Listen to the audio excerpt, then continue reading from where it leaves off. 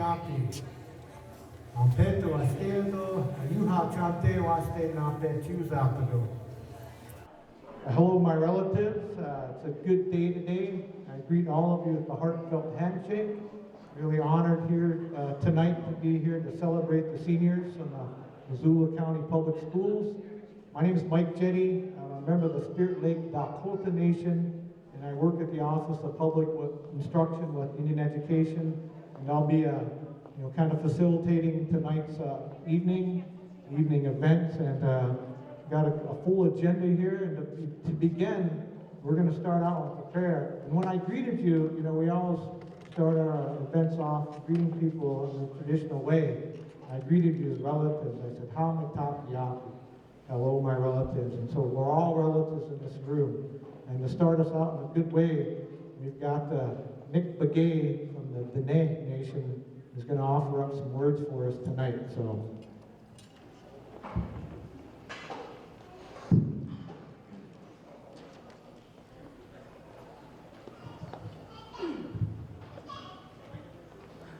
Yad Nicholas Begay Yinishia Hanaga Yinishlit Hobohin Bushes Chin Na Kaidash Che Bit Ahidash Nali Tufakande Nasha Hastans Ada Dash Narahe Willard Alternative High School Dasha Ultra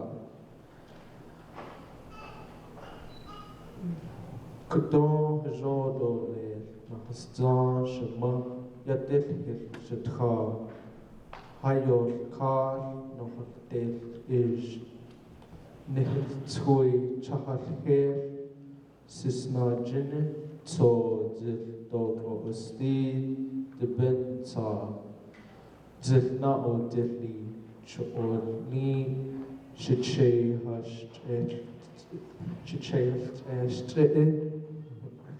Shiche Hashtag Hogan Yorkei Astan Shema Astan Na Hastan Na Gled Na Hastan Na Gled Shema Na Da Afgay Ashki Na Da Altsui et Yote Altash Chi Tobiyaj Terdin Ashki Anet Ane et C'est un narré big hojon haskli.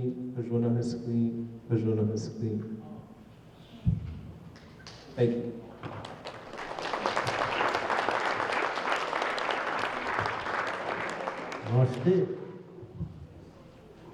All right. Let's give Nicholas another round of applause here. That is so good to hear Dene, the Navajo language being spoken here in Montana.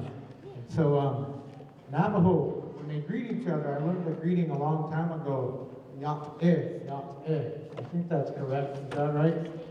Yat-eh. And I think it's more than hello. It means how are you? How is your essence? How is your entire being? And so we think about these languages and how much power that is. And speaking of that, we're going to have a young man come up here and offer an honor song tonight for all the individuals who are graduating and their families.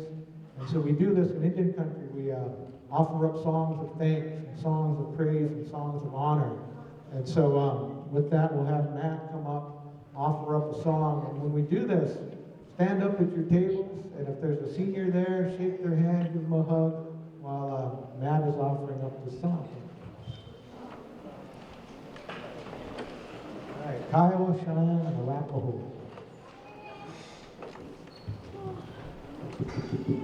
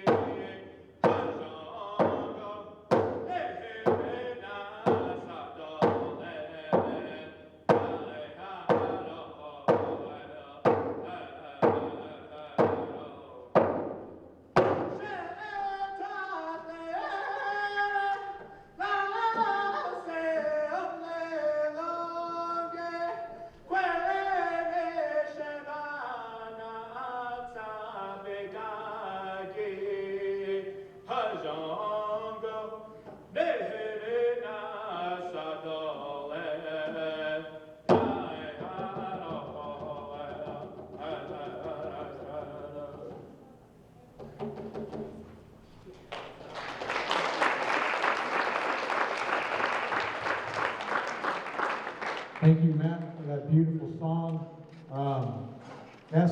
Go ahead and keep eating throughout the evening. We've got some speakers to give us some good words of encouragement tonight. And earlier today, I was on the phone with my dad. He's 85 years old, and I was asking for advice. I said, Dad, I'm going to be talking to some students tonight, to some seniors. What advice would you give them? And he says, well, tell them, you know, he was married for 64 years. And he said, well, tell them a secret to a good long marriage is to tell your partner that you really like the food they made, no matter if it's good or bad. I thought that was pretty good advice. So always, treat each other in a good way with respect. So let's give our seniors a big round of applause, though, for that song. Right on. Thinking about music too, I go to powwows and get to sing sometimes. I was at Arlie Powwow. Who's been to Arlie Powwow? When I heard Matt sing, that really made my heart feel good. But I was at Arlie Powwow a few years ago, and one of my old Lakota buddies was there. He had his drum set up. It was just him and his son singing. And he waved me over there. He's like, Mike, come help us out. There's just a few of us. And Arlie is a pretty big powwow. And I didn't know any of my friend's songs. He'd try and teach me the lead right before we were going to sing. And I know we sounded pretty rough. We sounded what's called mushika, kind of pitiful. And we're having a hard time with the song, but we were hanging in there. And so I'm walking around the arbor, and I know that I was kind of looking for guys to help us out. But as I'm walking around, I ran into my friend Joe McDonald. Anybody know Joe? Cool guy. Joe calls me over. He's like, hey, Mike, come here. I said, yeah, Joe. He's like, boy, there's this drum group over there. They're a Sioux drum group. He said, in years past, porcupine singers would come up here. Everybody'd be around that drum with recorders. He said, that drum over there, he said, their drum beat's off. You can't hear them that good. He said, you should go over there and help them out. And I said, Joe, that's who I'm singing with. That was pretty good. That was a good moment, though. So, with that, let me introduce the superintendent of schools, Mark Thane. He's going to come up and offer a few words. So let's give Mark a warm welcome. He's got a big job, and he does a really good job at it. So. One thing you should know about Mark, he's so smart it only takes him a half an hour to watch 60 minutes. I think Mike's the tough act to follow here. It's really my pleasure to be here tonight. I have two tasks that are assigned to me right now. The first is some introductions, and I just want to recognize some individuals who, throughout the year, make significant contributions to our district, and do that certainly in an effort to support students. So when I say your name, if you'd please stand for just a minute. We have two of our executive regional directors here, Karen Allen, and I know Karen is back there somewhere, there she is, and Julie Robitaille. We have our Director of Business, Pat McHugh, and our Director of Human Resources, Dave Rott. I believe we have, although I haven't seen her, Hatton Littman, our Director of Communications, here this evening. And we have a number of building administrators and a counselor here. First from Willard, Principal Kevin Richland, and Counselor Chief Fong.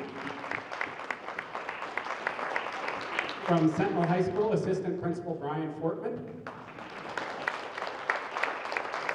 From Hellgate High School, Assistant Principal Susie Badgen.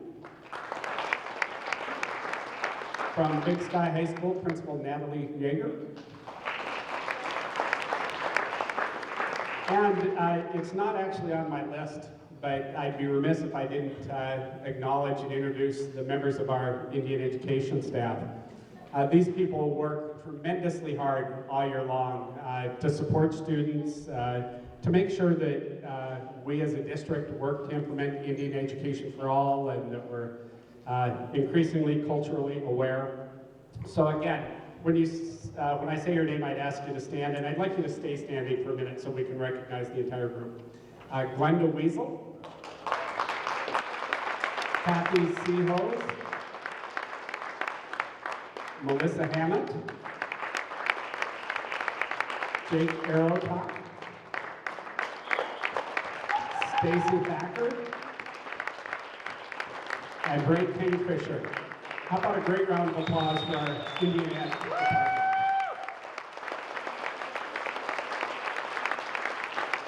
It's perfect timing that I see this individual standing, stay standing. Ann Wake, who is on the school board, Board of Trustees, and Ann's here with us again this evening, so thank you, Ann. A little bit later on, I have an opportunity in the program to recognize some students for their academic achievement. But I want to take this opportunity to recognize all those seniors who will be graduating. In just a couple short weeks, you'll be celebrating commencement. And I want you to think for just a moment about that word, because commence means to begin. So it's really not an ending, although you've spent 13 years in all likelihood in public school. This is really about new beginnings. It's about what you do with the skills that you've developed and the tools that you have in your toolkit when you leave the high school system. And this is a huge transition for you. And it's great to see so many families here that are willing to support, the community that's willing to support. But I hope that you as graduating seniors take advantage of the opportunities that are presented to you. It is incredibly challenging to make that transition from high school to either the world of work, to post-secondary education, to the military, whatever your future may hold. But please know that there's a community and a family to support you. And we encourage you to always be your best, to take advantage of every opportunity that's presented to you. And we look forward to big things from each and every one of you. So I appreciate the opportunity to be here tonight. I want to thank Mike Jetty for coming over from Helena to MC tonight and support MCPS in this endeavor. And I'm just so proud to be able to be here to honor and recognize our graduating seniors tonight. Thank you.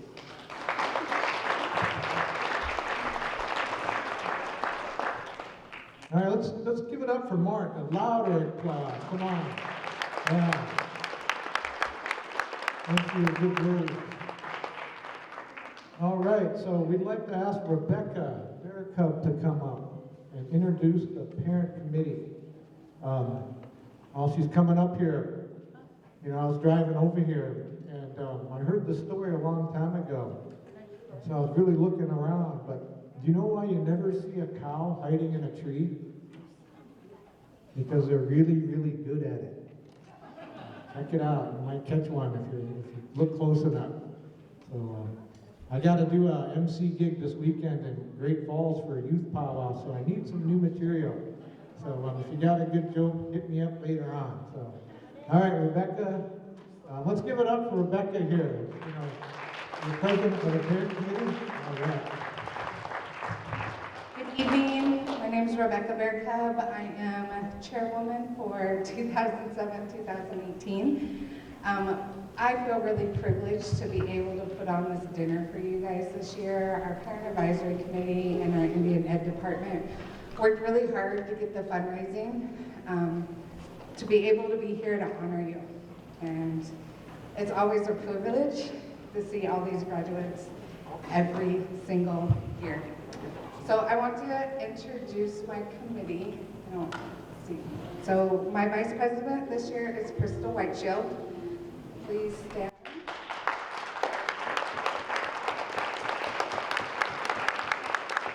Our treasurer is Lisa Kuhn. Her daughter has a concert tonight, so she had to step out and leave. And then we have committee member Mariah Maxwell.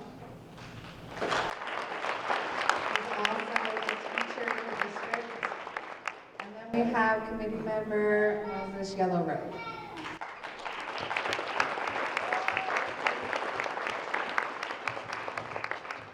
And like I said, it's an honor to be able to provide this for you guys, and it's a privilege to see everybody walk across the stage.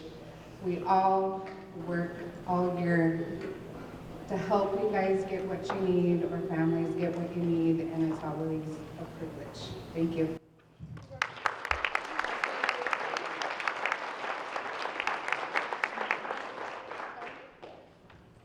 No, thank you, Rebecca. I know those parent committees play a huge role in schools all throughout Montana. And so let's give all the parents a big round of applause, moms and dads here. Thank you. All right, so at this time, we'd like the Big Sky High School seniors to stand up and their administrator, Natalie Yeager. So let's have the Big Sky High stand up. Where are you at? Let's give these guys a big round of applause. Let them hear it. Right on. Very nice. Later on, everybody will get a chance to come up and get acknowledged. So thank you, Big Sky High seniors. Way to go. Okay, so at this time, I get to introduce one of our inspirational speakers. He's Dene, Jason Begay. So we'll have Jason come up and say a few words. And with that, you know, I was down there in Navajo country a few years ago, and I felt really good down there. I was hanging out with some Navajo and some Hopi guys, and I told my Navajo friend, I said, boy, I feel right at home. I said, you guys are short like me. And this Hopi guy said, yeah, he said, we're round, brown, and low to the ground. I thought that was pretty good, so. Good evening. Thanks for having me, first and foremost. I'd like to thank Rebecca Bearcub for the work she did and inviting me in the first place. I really do feel honored to have been invited to speak here tonight. So, just a bit about me. My name is Jason Begay. I grew up in a border town, Navajo reservation called Gallup, New Mexico. And Went to school there, obviously graduated in 1994 from high school, which was quite a long time ago. And so what I want to talk about is a bit about my background, how I got here, right? Specifically here at this very spot, but also here in Missouri. So when I graduated high school, I was not a good student in the least. I barely graduated. In fact, the day that we did our big graduation run through the practice, I was at home waiting for a phone call from my counselor to tell me if I passed world history, and I did with a 60. So I barely got to graduate. Not a great student. So one of the big lessons I learned in my life that I hope you learned a lot sooner than I did is that when mentors come around, they can and will change your life, and they want to change your life, and you have to embrace that. So when I was in high school, I was a terrible student. Got into a bit of trouble. I almost didn't graduate. I kind of didn't care if I graduated or not. So my senior year, I had a new counselor. She just came in my last year, and the counselor before that, he didn't really, I mean, he stamped me through a bunch of classes. I think if anybody ever did a big investigation into my past, they might say that I didn't officially graduate high school because I missed a couple of credits, and my counselor just did not care. So my new counselor in the 12th grade called me into her office and asked me basically, what do you want to do when you finish high school? And I didn't have an answer. And at the time, I kind of didn't care if I had an answer or not. So then she asked me, what do you like to do? And I said, well, I guess I like to write, right? And that was kind of it, the conversation. I left, and then a few weeks later, she called me back to tell me that she found this art school in Santa Fe that has a writing program. And she basically walked me through the application process. She walked me through putting together a portfolio. And I applied, not really thinking about it. And like I said, so it's senior year passed by, I barely graduated, finally did graduate, and in July I found out that I got accepted at the school in Santa Fe, the Institute of American Indian Arts. And went to school there, studied creative writing, and for some reason, whatever didn't click in high school clicked well in Santa Fe, and I was on the dean's list that first semester. By the time I was on the dean's list, they found out that they never received my high school transcripts, which thank God, because if they had, I wouldn't have got accepted. So I had to go, so that's kind of how that played out, right? Another thing about me is I grew up with this really bad stutter. It was debilitating when I was a kid. I couldn't speak to more than 2 people at a time without choking on my words. Trying to force words out became a really big issue. So after my first year at the school in Santa Fe, I applied for an internship with my tribe, and the rule was that they would find me a job doing whatever I was, doing something where I was majoring in. And as a creative writer, they were trying to find me a job on the Navajo Nation, but couldn't find anything where I could creatively write. So the guy who was assigned my file said, well, all we have find is the Navajo Times newspaper, which is my tribal paper. I'm proud to say the largest tribal paper in the country, and now the only independent tribal paper in the country. And so he said, this is all we have. The only thing that we have that has anything to do with writing. So I went to talk to the editor. He asked me to bring some writing samples. All I had were a handful of poems, and I don't know why I thought that would impress him. So I went to talk to him, and his first job I ever had, and he sent me home and said, poems are useless, bring me some real writing samples. So I came back the next day and gave him some essays, basically to show him that I know how to put a sentence together, and I know where the commas go, and he offered me a job. Once again, a mentor, Tom Arviso, he was the editor, and he's now the publisher, changed my life by giving me a chance. Because I always ask him, why did you give me a job? Me today, if I was an editor, I probably wouldn't give me at 18 the job that Tom gave me. But he believed in it. He believes in young people. And so my first summer, everything went really well as a reporter. Surprisingly, because I'm sure as you probably know, journalism requires a bit of communication skills, verbal communication skills, and I literally asked the editor my first day if it's possible if I could get somebody to do interviews for me, and then I could write the story after that, which if you've ever done journalism, you know that that's ridiculous. Nobody ever does that. So from there, it turns out that I had a really good ear for journalism. I was able to put stories together pretty easily and on deadline and accurately. So then they asked me to come back the next year, which I did. And then things started to snowball for me. And so this is another thing that I learned, is that whenever I've been put in a situation where I didn't think I could handle it, like in the Navajo Times newsroom, for instance, I just kind of pushed forward and did everything that I could. My whole goal is, I want to go home tonight, but I want to feel good about myself when I get home, right? And the only way that I can do that is if I finish a job that's in front of me. I don't want to interview people right now. I don't want to sit down and write a 1,000-word story, but I can't go home unless I do that. And try to do it well, right? That's kind of been my whole goal every day of my life, is that what do I have to do today in order to go home and feel good about myself? And then it started way back at the Navajo Times when I really didn't want to talk to people. I really didn't want to sit by my editor as he told me how terrible my story was and fix everything, right? But I had to do that if I wanted to go home and feel good about myself. And then also, a thing I learned is that I never say no to an assignment. So for those 2 summers at the Navajo Times, I got a bunch of story assignments that I didn't necessarily know how to do, like big car crashes, or the tribal council is going to meet today and they're going to fire the president. I never once, for those 2 years, felt like I was ready to cover any of the story that was thrown at me, right? But even at the end of my first summer, basically, I had the front page pretty much every week. And that was a great feeling for me. And so everything kind of snowballed from there.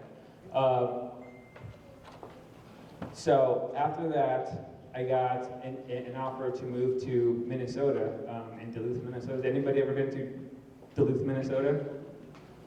One person, 2, 3 people. The whitest town I've ever lived in, by far. And that was really weird. That was a really weird scenario for me, was moving from the Navajo Nation to Duluth, Minnesota. It's a beautiful place. I loved it. One thing, so the Navajo Times is a weekly newspaper. The Duluth Michigan is a daily newspaper, so it's a whole different dynamic. And just moving there in the first place, that was my first time actually leaving home. I mean, I moved to Santa Fe for college, but that was just 3 hours away. This was a 2-day drive by myself with everything that I owned at the time. Yeah, I did it. I didn't think I would, but in the end, I kind of, like I said, just closed my eyes and just drove off, and it was the scariest moment. And once again, the whole thing of like, I want to go home tonight, and I want to feel good about myself fell into place. So every day in Duluth, not only did I have to like write news stories every day, but I had to write it about people that I had no idea how they lived. I had no idea how a town that white, that had no Native Americans, but they have some Native, but really small, and definitely no Navajos, right? Because that's where I grew up. I grew up on Navajo Nation, where we've got the biggest reservation, and I literally thought up until the 9th grade that the whole world was Navajo. Can you imagine that paradise?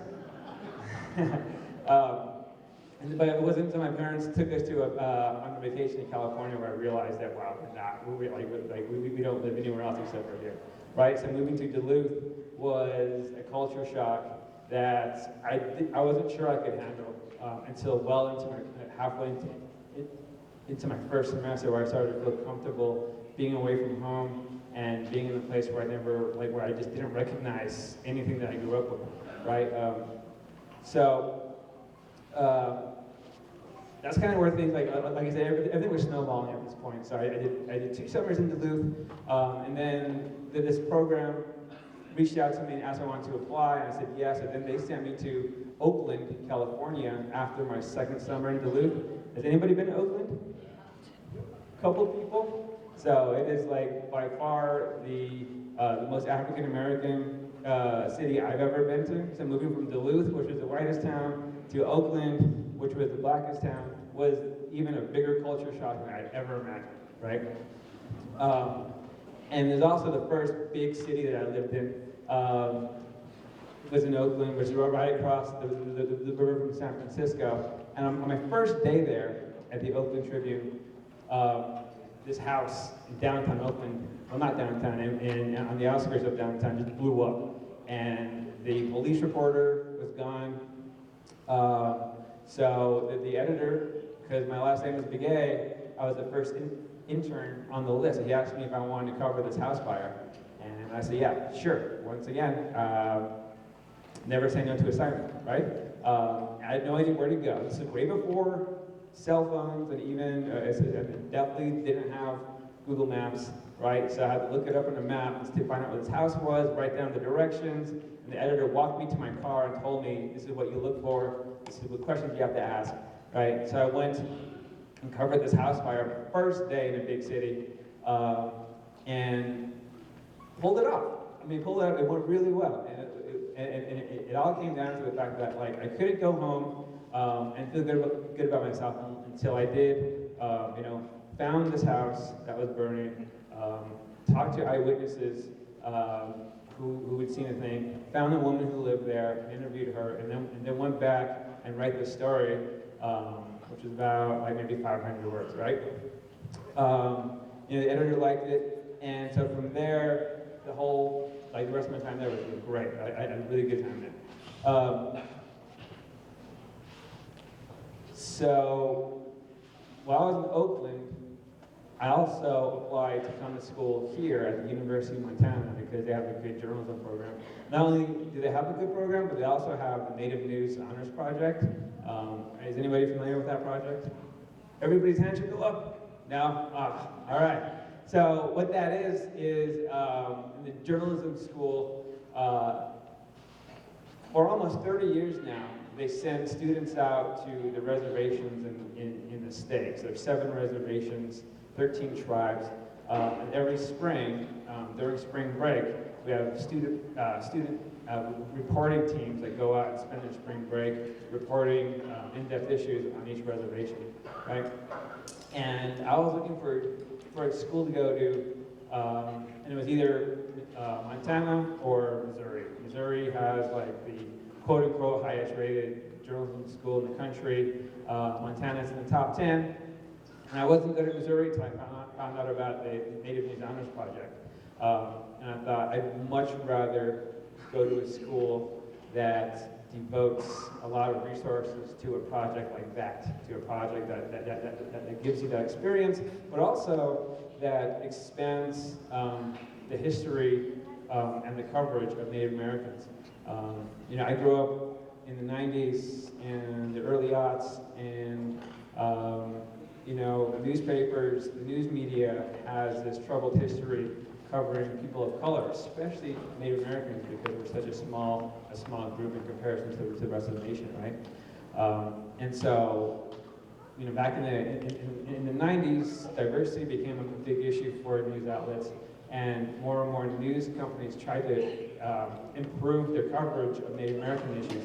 So what resulted was a whole bunch of stories about how sad and dangerous it is to be a Native American in our country. A lot of stories about what I call poverty porn, about like high alcoholism rates, diabetes rates, mortality rates, and it got to the point where I realized if everything that I knew about Native Americans I got from mainstream media throughout the 90s, I would think that reservations and Native communities are the most dangerous, scariest places in the country. And having grown up on a reservation, I know for a fact that is not true. There are thousands and hundreds of thousands of people who live on reservations and have had the happiest moments there, and have really warm thoughts when they think about it, when they think about home, right? But that was kind of ignored in this search for these really big, in-depth stories that had some truth to it and had to be told at the same time. You know, tribal council sessions, you know, government programs, they're not very sexy to write about in journalism, right? So you try to find the bigger stories. And so the Native News Honors Project here at the University of Montana, I saw they were doing a lot of work trying to change that, trying to change those stories and tell more realistic, on the ground, making humans out of Native Americans and not just you know, PowerPoint presentations where they represent a poor or impoverished point, right? So that's why I came here as a student. I came here in 2000 as a student after Oakland. So Duluth, Oakland, Missoula, which Missoula, especially back then, was a really weird, a lot more hippie than it is today. Totally fun town, but I had a hard time getting used to Missoula more than the other two places, ironically, right? And so that's how I got here the first time, right? I went to school here, graduated in 2002, and so, how much more time do I got? 2 minutes? All right, so, really quickly then, I have a great story I was going to share with you about getting lost in the Everglades swamp trying to find the abandoned Seminoles. There are no alligators in it though. But basically what happened was I had this great story in the Everglades swamps where we went on a hunt to find a band of Seminoles that disassociated themselves from the rest of the tribe. Found them, spent a whole day with them, interviewed them, and wrote the story all in the span of 30 hours. Right? Submitted that, it ran in the Native American Journalists Association Student Project newspaper. You know, a few months later, I got a call from the recruiter at the New York Times who asked me if I wanted to work for them for a summer after I graduated, so I said yes, obviously. You know, so I did that, and you know, at the end of that summer, they offered me a job, to which I said I turned down. It was really hard, and I struggled with it quite a bit, but what I realized was spending a summer in New York and writing all these stories was that I didn't really care about the people I was writing for, my audience, and I didn't really care about the people that I was writing about. It really meant a lot to me that my work meant something to me, that I could picture my family reading my stories or people that I could recognize reading my stories. So I turned them down and moved back west. Moved to Portland for a little while and had the same kind of epiphany. So then I moved back home to Navajo Times, where I took a big pay cut, but my first week there I realized how much more rewarding my work was and how much more I felt like I belonged. So a whole roundabout way of saying that, like, I traveled around, I never said no to assignment, remember that, because then that opened up another door. Every time I took an assignment I was scared of, in some way or another, that opened up another door that led me to Duluth, and then another assignment opened a door to lead me to Oakland, right? All these opportunities that came to me, I just never said no. And then ended up at the New York Times, and that's the first time I said no, but that was because I honestly feel like I made the right choice in that I wanted my work to mean something, and it really did. For 6 years at the Navajo Times, I wrote some of my most favorite stories of my entire career. And now I came back here to teach in 2010, where I teach that Native News Honors Project. I now lead that, and I'm trying to help other students realize that you know, we need quality journalism about Native communities, but also we can also have fun with it. It's not always going to be about diabetes and death. We have stories about people who are entrepreneurs and working really hard to make positive change, and we can focus on that stuff too. So audience is really important, and it always has been. It's guided me everywhere I've been, and it still guides me today. That's all I got. Thank you.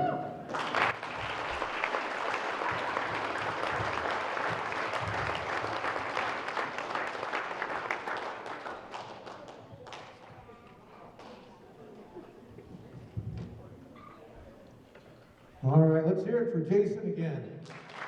That's good. There's an old saying in Navajo country, you know, it's like when you greet each other, it's yat eh, and then when you go to bed, it's hit the hey. Is that it? That joke is so old, it's making a comeback. So with that, we've got a couple of door prize winners. And so Melissa's going to be coming down with your gifts. We've got Jim Morton. Is that it? Jim, where are you at? You want something? Thanks for being here. And then we've got another winner, Sage Plumage. Sage, where are you at?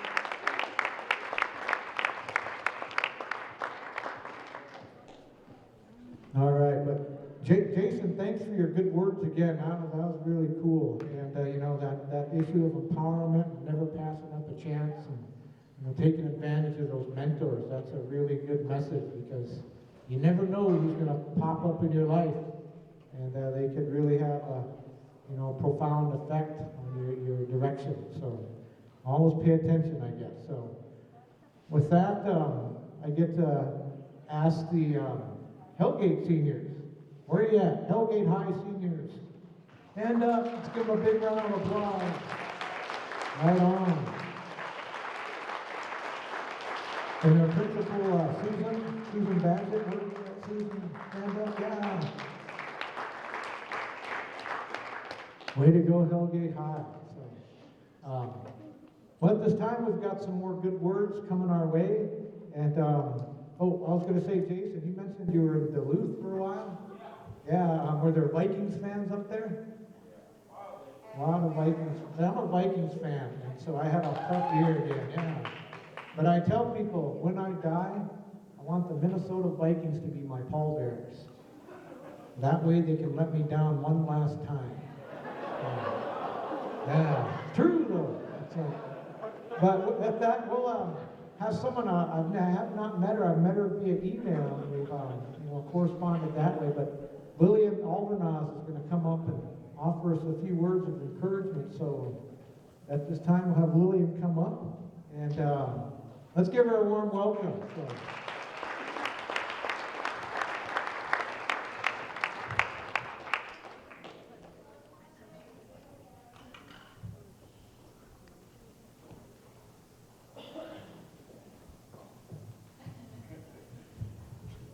This looked a little too high.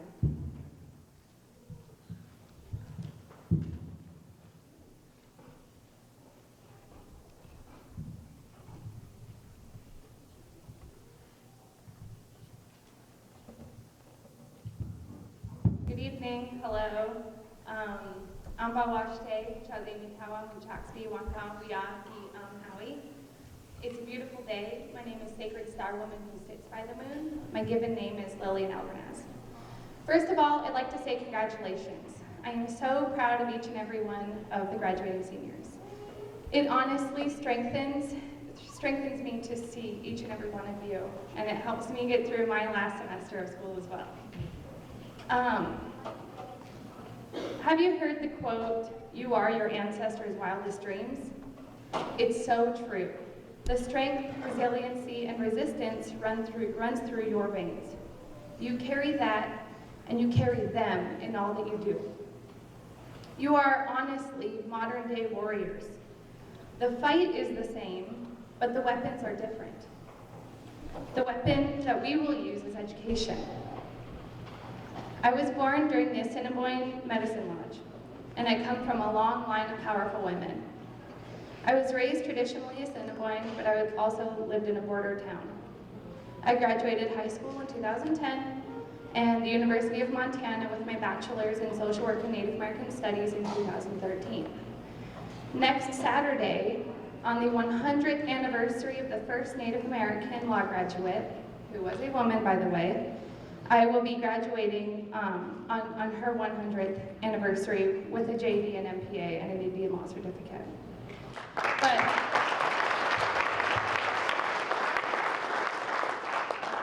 But it wasn't until law school that I had this revelation.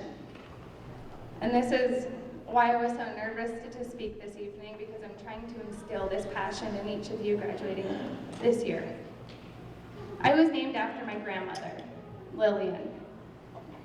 And while you're always taught to really learn from your elders and visit your elders, I lost my grandmother last May, and so that's when it really came the responsibility I have to carry on her legacy with her name. So my grandmother was one of 8, and she was born in 1931 in a teepee in Siston, South Dakota on the Lake Traverse reservation. My grandmother's parents met in a boarding school. So I am a direct result of federal Indian law. I'm a product of federal Indian law. My great-grandfather was Siston from South Dakota, and then my great-grandmother was Assiniboine from Fort Belknap, and they met in the Flandreau Indian boarding school. By 1906, they married. So during their time, education was used as assimilation, and it was used as a weapon against our people. My grandmother had 7 children, and she, through her work, was empowered to go to school. And while she was single-handedly raising her 7 children, obtained a nursing degree from Carroll College, and made the decision to move off the reservation. So just in one generation, from her parents to her, she transitioned from education as an assimilative tool, as a weapon against our people, as a weapon for our people. That's just in one generation. She used it as a way out. Just imagine what you can do. So in my preparation, I was thinking, what are 7 things that helped me along my journey? My number 1, as Mike said, it's good to hear some Lakota, although I'm Dakota. Madagiapi, my family, my support. In everything that I've done, my family's my support system. And I really encourage you to just don't forget they're there to support you and they have to love you no matter what. 2, culture and tradition, stability. When times got really hard, I remembered the way I was raised and the Assiniboine lifestyle. It's okay to smudge in your dorm room, and it's okay if you come here to smudge in the Native American Center. I'm still working on the law school. But I like to think the Creator has your back, and He always will. Number 3, and I think that this is really important. I think all of them are. Honor yourself and honor your body. And don't forget about yourself in all of this. I really value fitness and getting into a routine. To take that time for yourself and honor your body in whatever way that works for you is really important. To instill that right now and carry it on into your careers.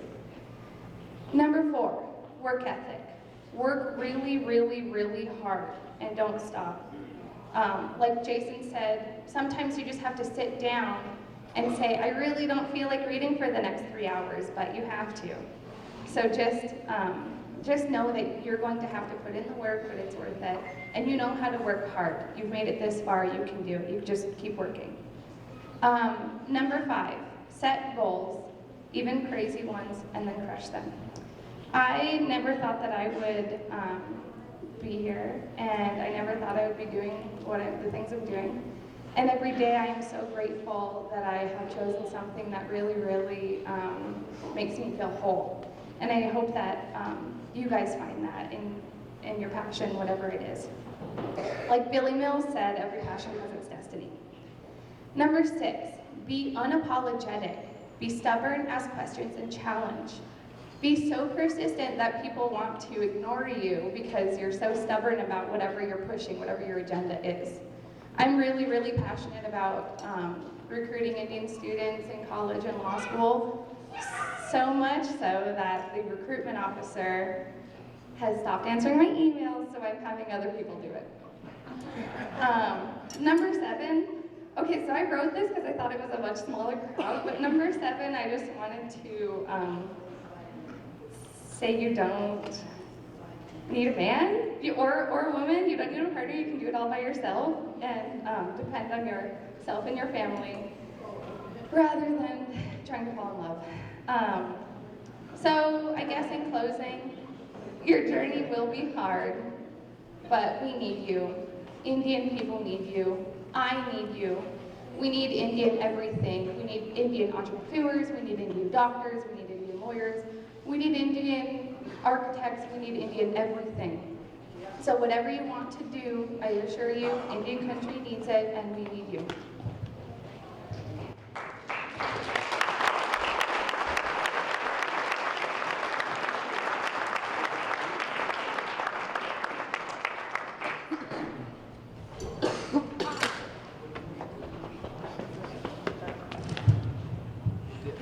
All right, let's hear it for Lillian again.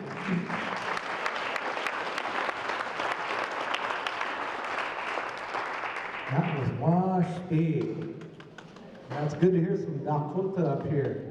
Yeah, I'm a Dakota Sioux too, so I'll teach you a Dakota word. We say, when we like something, we say, Washti. So say that with me, Washti. Washti. And then when I walk around neighborhoods and stuff, and I see, garbage cans and it says waste on them, I say Washti. And so you'll see that all over now. You see Washti. There's Dakota written all over Missoula, Montana. Washti. It's good. So, but thanks for those good words, Lillian. That was powerful. And seniors, I think she said she's going to be giving away free legal advice to graduating seniors. Is that right? So hit her up now. All right, we've got a couple more door prize winners here. Help me out. Here we go, Susan. That was Stormy. Where's Stormy at? All right, won something. And Rowan? Where you at, Rowan? All right.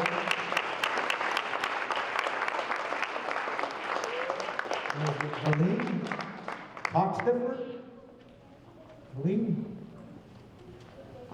All right, cool. Yay, let's give all our door prize winners a round of applause. And free stuff.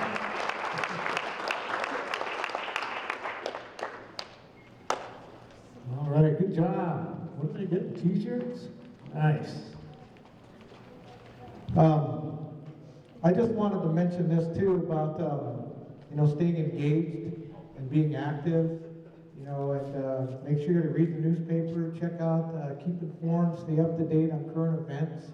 I think that's important. Who reads Indian Country Today or Indians.com? Stay up on what's going on out there in Indian Country because that's important.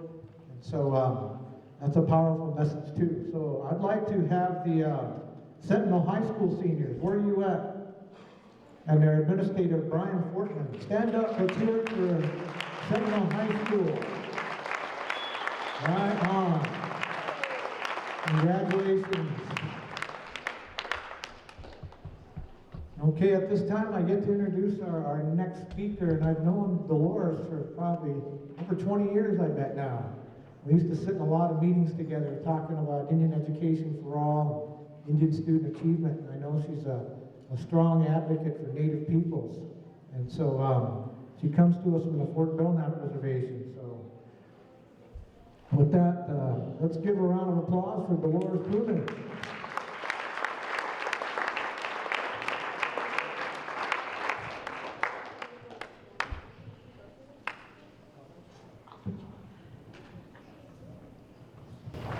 Good evening. I'm very honored to be here. I'm from the Confederate, Salish, and Ponderay tribes from the Flathead Reservation. I have lived over at Fort Belknap over 40 years. And my husband is here, Charles Jack Plumage. We have four children, and my grandchildren, Johnny, Montana, Danielle, Sage, Landon, Chris, and Brody.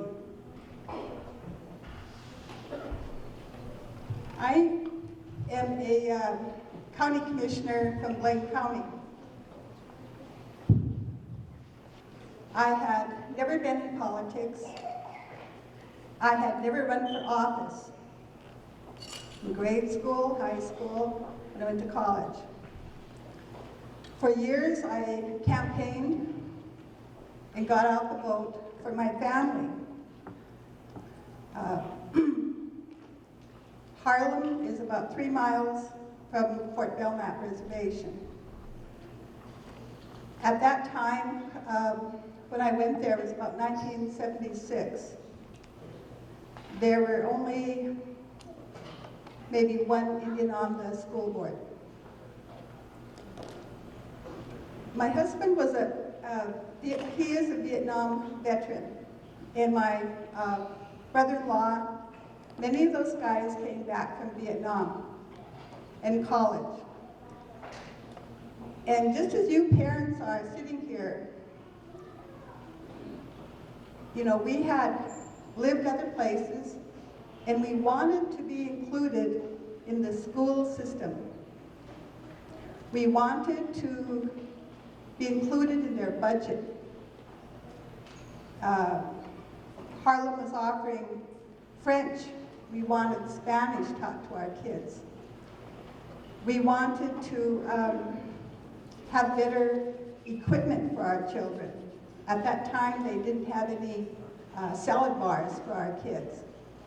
A lot of the schools received impact aid dollars. And so we started looking at where the impact aid dollars were going, and we found out that they really weren't going to benefit the kids. So we started attending meetings and started running for office. What happened was there was a block vote, and it was Indian against white. My husband was a hometown person from Harlem High School. And every time we ran, sometimes we'd lose about 2 votes. If you've ever run for office and you put your heart and soul in it, you know it hurts when you lose.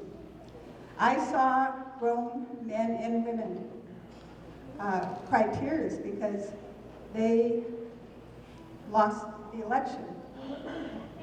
On Main Street, when there were more businesses, when we would go into the stores, we got the cold shoulder. Then it dawned on us, for many of the parents who stepped out with us, and perhaps they had less means, less money, they did not have credit. They took a big risk with those businesses because they had to do business there and they did not have the financial backing. We continued over 20 years of campaigning in that school. Today, the Harlem School Board is 100% Native American.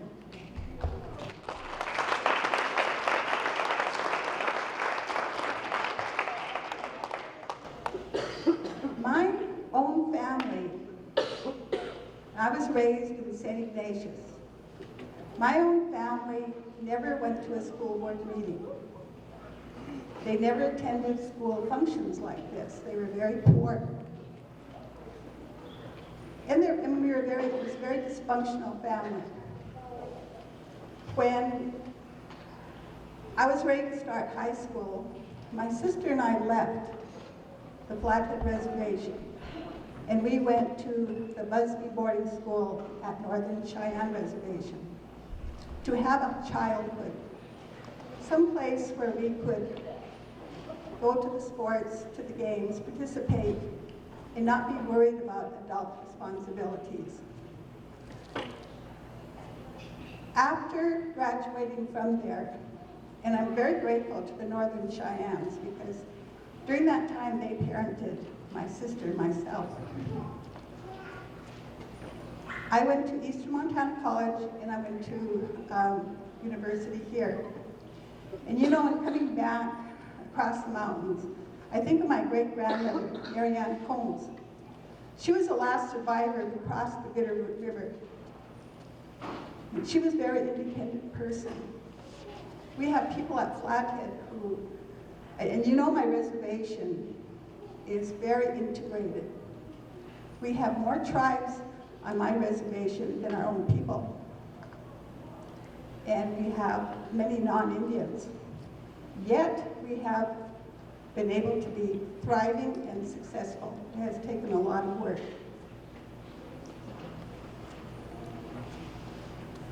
The Department of Justice came to our area and they talked to different people about Blaine County.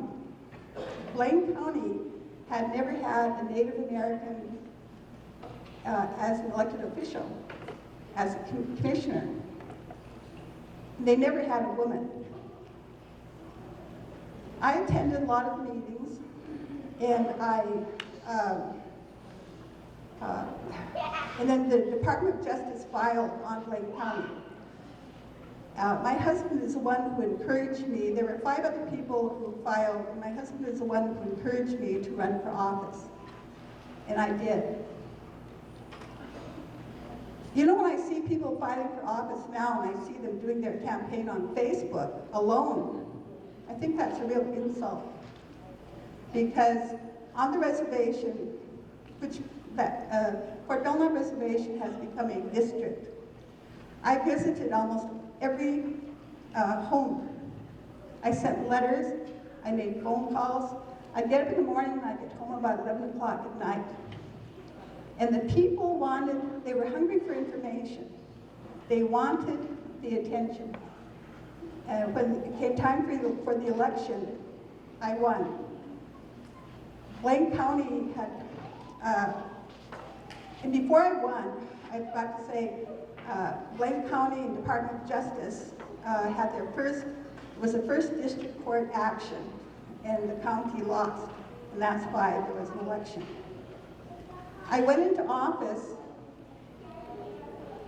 and during that time, a reporter called, because Blaine County had filed in appellate court in San Francisco.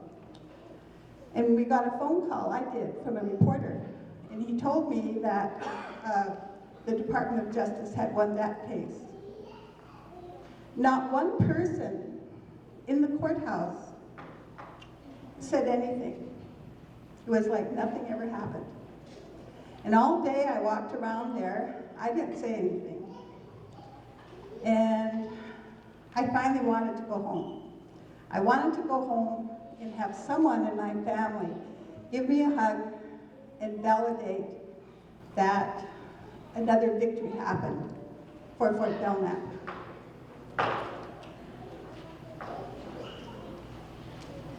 I also want to say, when I was sworn into office, my family and I, we were riding in our car and we were heading to the courthouse for the inauguration. I was very nervous, and then I remembered for my 2 little granddaughters, we forgot our shawls. We had little shawls. So we turned around, got the shawls, and we got to the courthouse. When I was sworn in, the enormity of 100 years that this was the first time that a Native American was sworn in, I felt like I was getting married, like it was a wedding of some sort. It was, my legs shook. And after it was over, from my tribe, from the Confederated in Salish, a councilwoman had traveled over and she gave me a tribal flag. And from the Fort Belknap Reservation, the president of the tribe also came and he gave the tribal flag to Blaine County. Then Blaine County gave their flag to Fort Belknap. I had my son and some of his other friends who are like brothers do an honor song in that courtroom.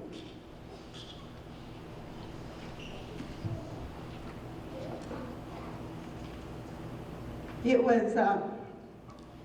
was historical, because what I thought was, in all these years, there had never been an Indian song sung in that courtroom. All those years, our people had been in that courtroom being tried, being convicted. There was a lot of sadness in there, a lot of stress. And this was a very happy time. And they sang the song, and I also felt like we had been in a drought for a long time, the county had. And this was a time for our people, for us to come together.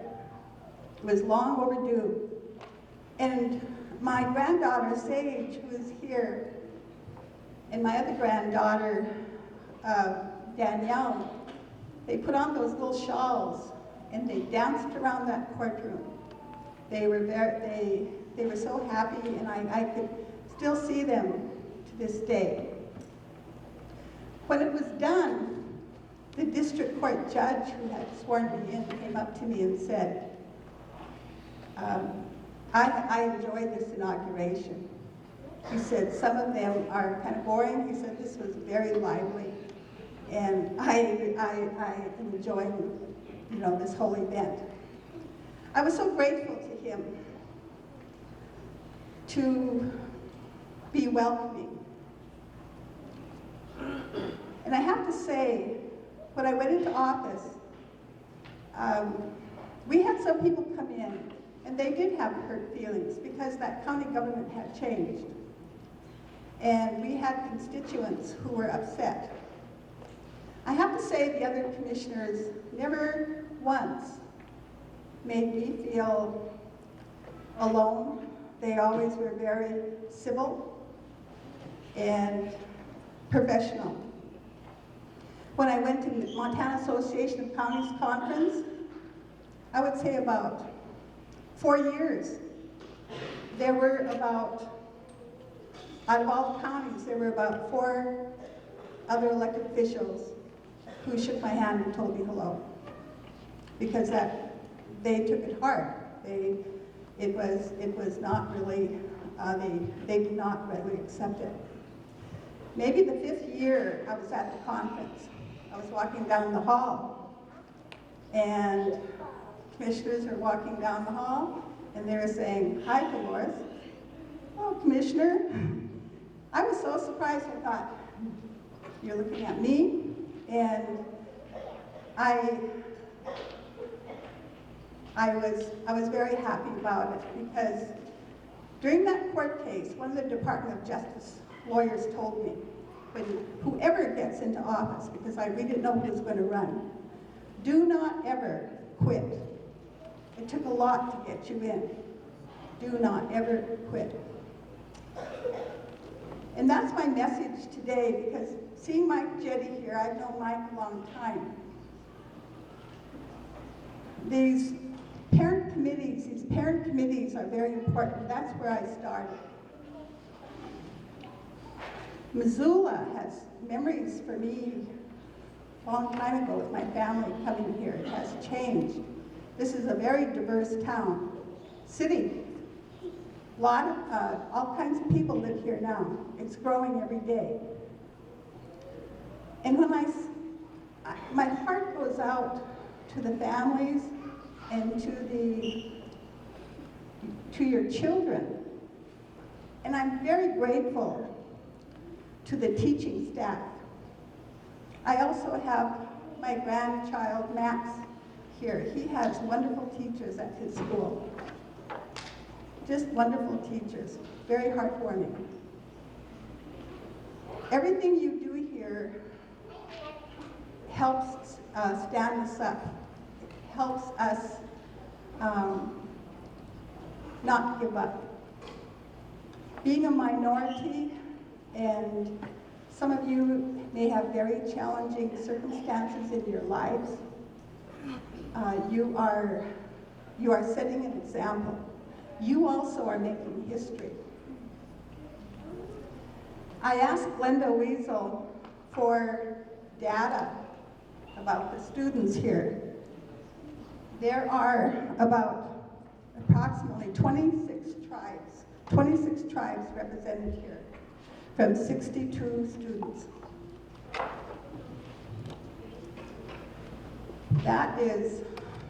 That's wonderful. And I hope some of you would look towards a political career. I hope that you look to, you know, there are a lot of women running for the elections. That is great. But we need you young men and women to step up. I know with the shootings, with the suicides, the bullying, there are all kinds of things that you students face. And so do the teachers, the staff. Your safety and your motivation to do what you're doing is very much appreciated. Someday, you know, we still haven't made history. We may have a Native American governor. We still have a lot of history to make here. So I honor you. I'm very, very proud of all of you. And as listening to the younger speakers, you know, Mike, this month I will be 73 years old. This is my third term in office. A term is 6 years. And it's tiring. In our county, we've had flooding, you know, we've had a lot of snow, we have budget problems, there are so many things that we face, all kinds of things every day. And I know in this county right now, you are facing the same thing with the flooding, and everyone is aware of how Montana will fare, and with the fire season coming up. But we need every one of you kids, you young men and women. So I really salute all of you here, all of you. And I will keep you in my prayers because you have been good. You have been. During this winter, we were not able to travel over here since before Thanksgiving. So, and I've always told my children, as they have lived in other places, when we can't be with you, look for a best friend, look for someone else in your community who you will become best friends with, our family. There is a family here, you will become family, you'll become community. And this has happened for my daughter and her friends here. So good luck, and my prayers go to all of you, and I wish you well. I wish you the very best. Thank you.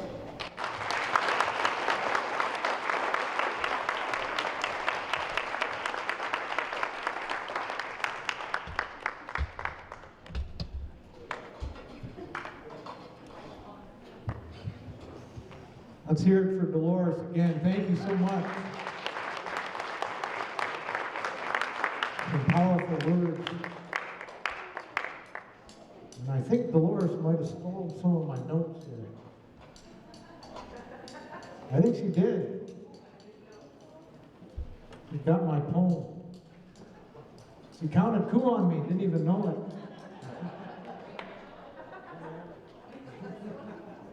That's a good one. That actually happened to me once before. I was doing an MC gig with the state tribal ed affairs training with Brian Schweitzer. Remember when he was governor, he did a lot of cool stuff for natives. But I had my notes there for their event, and he came up, I introduced him, and after he finished speaking, he grabbed my notebook and he walked out and he's shaking hands and talking to everybody. I'm like, Governor, he's got my notes. Big room, there's like 300 people in there. He's like shaking hands, doing a politician thing, and like, Governor Schweitzer, and still not listening to me. And I said, someone stop that guy. And It was pretty funny because he's like, what? I said, you just stole my notes. You counted coup on me without even knowing it. So that was pretty funny. So that's happened before. I think we've got a few more door prize winners, quite a few. So Lori Silva, Lonnie, sorry.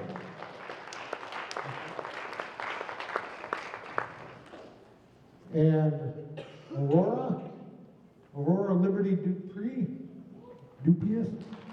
Sorry for these names here. Linda Garnett, come on up. Tristan Wetzel, Tristan here.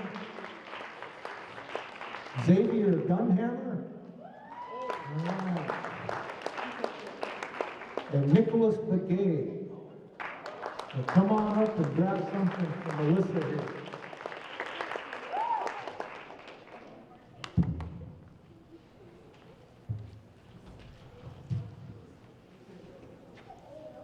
All right, so we'd like the Willard Alternative High School seniors to stand up. Where are the Willard students at?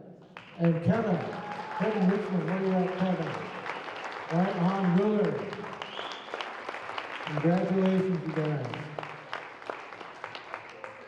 Before we call up the principals and the parent advisory committee, they're going to present the certificates and the feathers here in a minute. I thought wanted to read a poem, and it kind of tied into a theme I think Lillian was talking about, and people being leaders, and we think about persistence and sticking to it. You know, that's your story, Dolores. It's like, man, that's pretty cool. Let's give her another round of applause, by the way, for what she did. I mean, standing up and being in there. You want your voice included, it takes work. And so I thought I'd read a poem here by one of my buddies. His name's Dick Littlebear. Anybody know him? Dr. Richard Littlebear. He's president of Chief Goldknife College. But he writes poetry. And this particular poem is called Modern Day Warrior.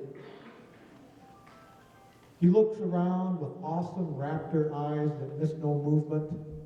He listens with patient predator ears that miss no sound.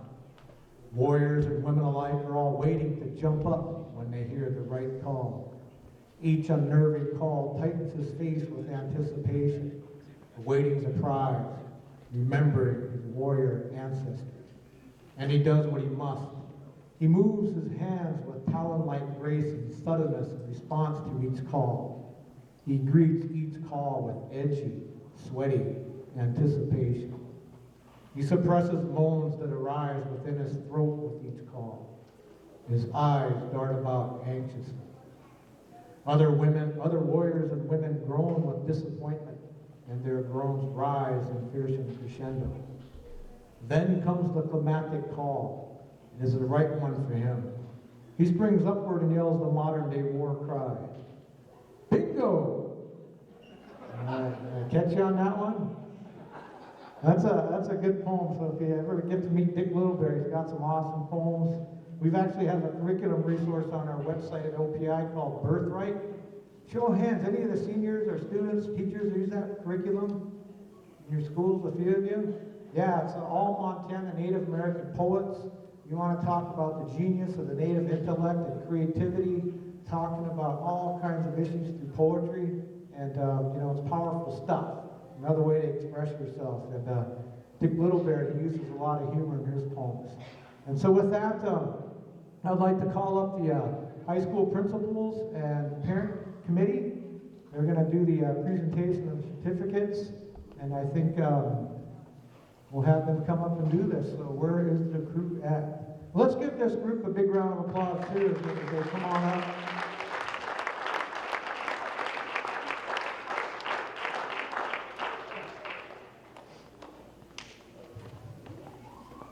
Who gets the mic?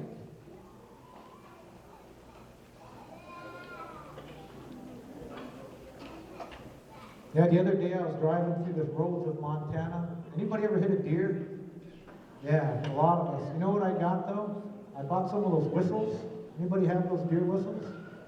You know, I put those on my car. Here, I put them on backwards, and now I got deer chasing me everywhere. That's another bad one. So.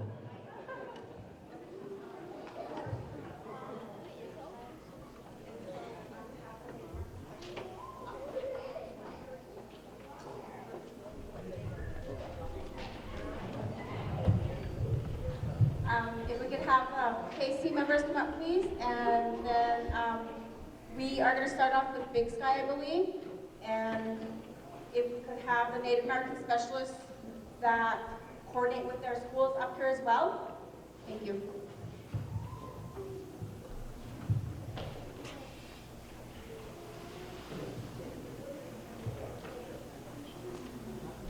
Hero Top, we're waiting for you.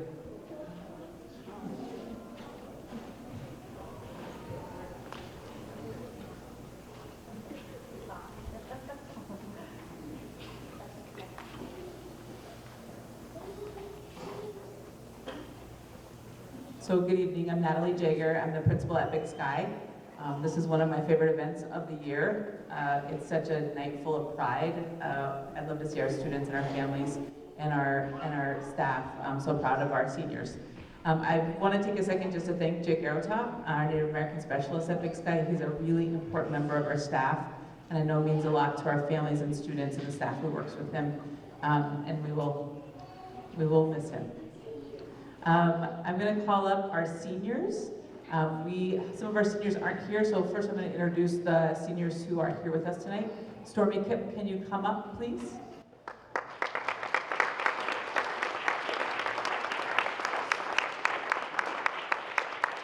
Stormy is planning on going to college next year and studying biology. Not sure which college, she's still deciding. But congratulations, Stormy.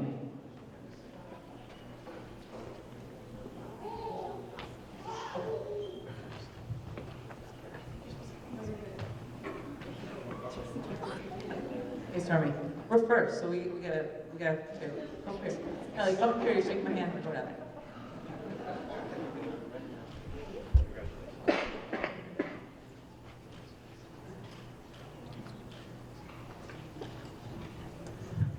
Next we have Sean Lewis.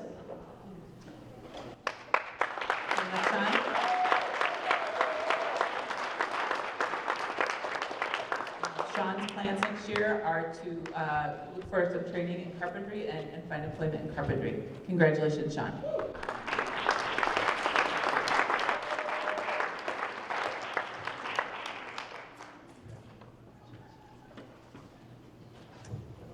Let's welcome up Gabby Maldonado.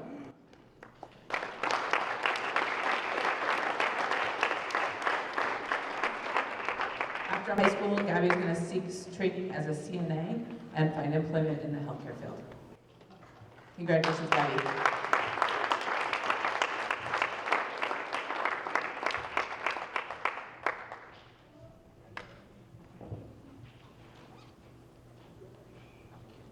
I'd like to welcome up Brandon Monsignor.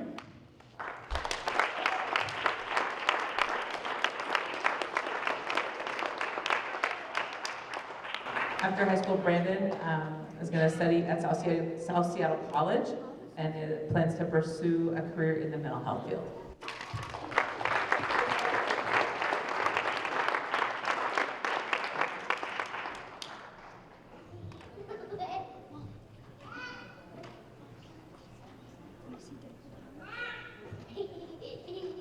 I'd like to welcome up Chris Silvas.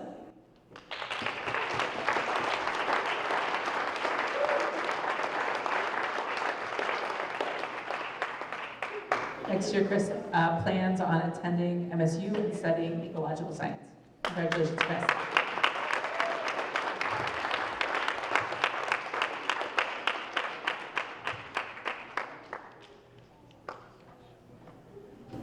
And our last senior who's here tonight is Nick Silvas. Welcome.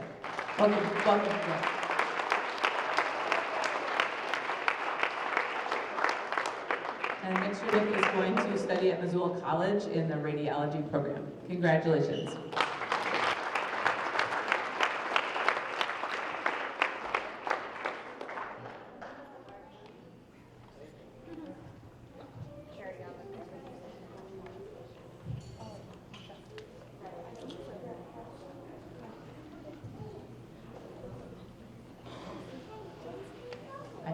Melissa, do you want me to read the name of the seniors who are not with us? Yes. Okay, perfect. I thought so. So I'm going to read, we have quite a few Big Sky seniors who couldn't be with us tonight. Some had work, some had... Mariah, did I skip you? Mariah Merritt, come on up.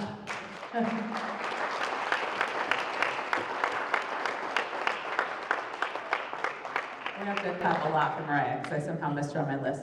Mariah's plans next year are to take a gap semester, and then she has my favorite career interest of anybody I've ever met, and she's interested in becoming a coroner.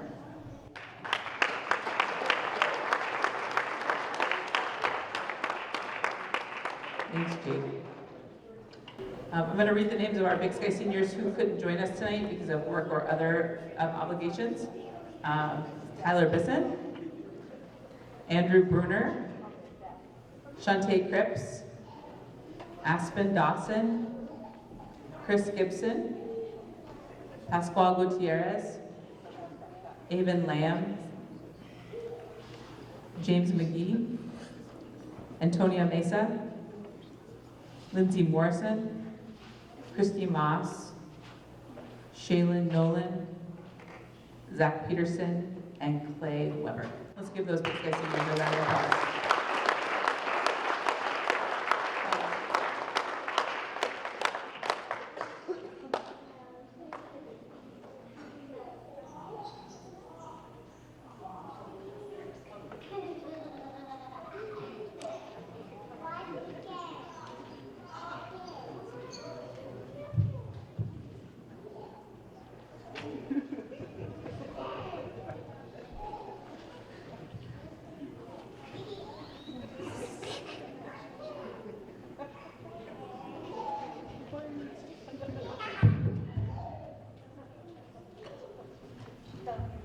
Good evening, I'm Brian Fortman.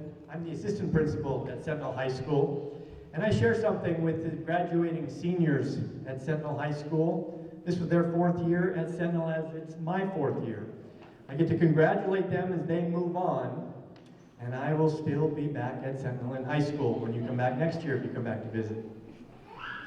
If you've ever walked the halls of Sentinel, you see some of the expectations written on the wall, and you've heard a little bit about it tonight, about respect and responsibility and engagement. And I think for our graduating seniors, we could add a couple more. Something I like to call grit, which is the determination that was talked about tonight, the stick-to-itiveness nature, to make sure that you can follow through and complete. Graduating seniors have that. They've shown that. They're going to get a certificate in a few weeks that says that they have what it takes to put up with the high schools, the rules, the administration, the teachers, and everything that's part of it to earn that worthwhile diploma. So I would like to mention some of the names, and it's my privilege to recognize them tonight, who are here tonight, as well as read those that couldn't make it. First off, Levi Alec, can you please come up? Levi's ready to enter the workforce, and he plans on attending school here in Missoula. His future plans might find him in California or New Mexico. Congratulations, Levi.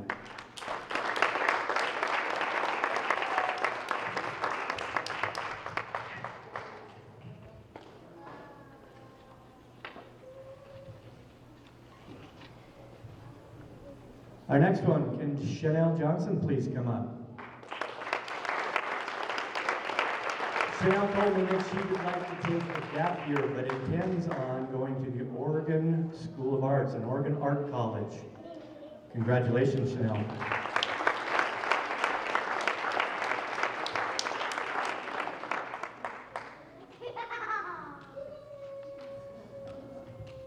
Aurora Liberty Dupuy.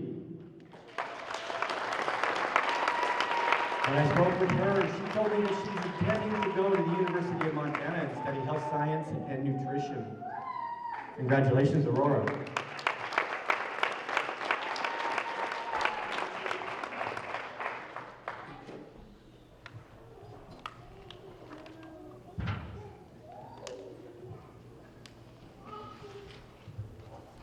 Dakota Thomas, please come up. Dakota's been wrestling a long time in Sentinel. When I spoke with him, he's attending Cornell University next year on a tuition scholarship. He wants to study aerospace engineering, and his dream job will find him in the Jet Propulsion Lab in California.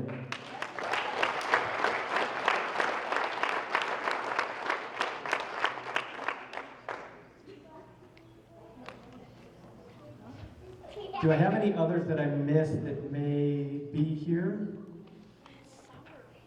Those that were unable to make it tonight, I have Chad Lang, Christopher Malcolmson, Lauren Peterson, Jade Rich, Ariana Silva, and Maxwell Van Alst. Congratulations to all our graduating seniors at Sentinel High School.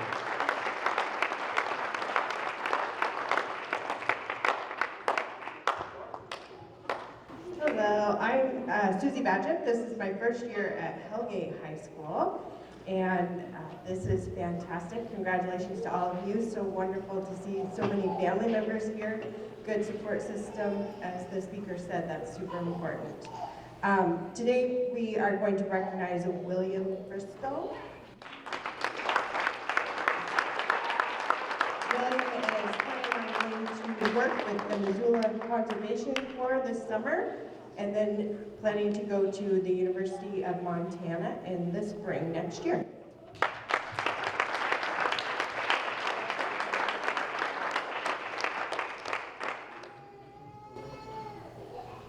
Next we have Rowan Lemus.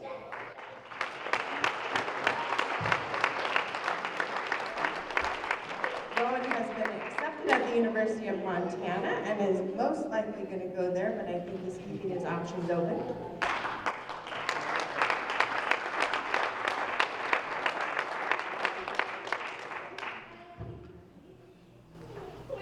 And this one we already heard about tonight.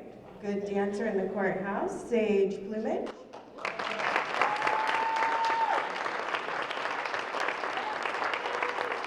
Sage is also going to be attending the University of Montana and is going there with a very strong work ethic and GPA.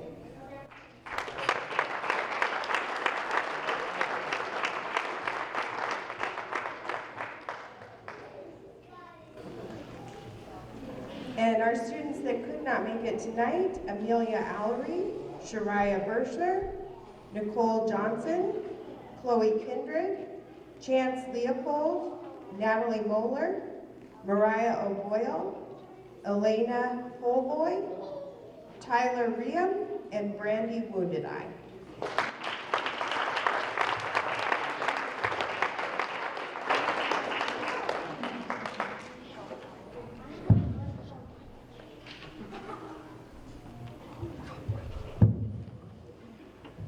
Feels so alone up here. It's a nice weather. I'm Kevin Richland, the principal of Willard Alternative High School. This is my second year at Willard, and one of the things I talk about a lot that I love about being the principal of Willard Alternative High School is that with 150 students, I really get an opportunity to know each individual student really well. And it's nice to be in a school where I know every student's name, and they kind of get to know me as well. And so I'm going to talk a little bit about the students that we have here tonight, my experiences with them, and then also mention the names of those who were able to make it tonight. The first one that I'm going to mention tonight is Pride Oldorf. And I don't know if Pride remembers this, but on my very first week at Willard, she was one of the very first students to greet me. And ever since then, she greeted me every day with a good morning, or a have a good day. And so it's that kind of relational piece, I think, at Willard, it makes it such a special place. And I just wanted to, I don't know, Pride, if you remember that, but I remember it. And it's certainly something I'll never forget, because my first year there was a very interesting year. And it was nice to have a student every day greet me in the morning and say goodbye at the end of the day. So Pride, do you want to come up? She's currently working and then plans to all of that.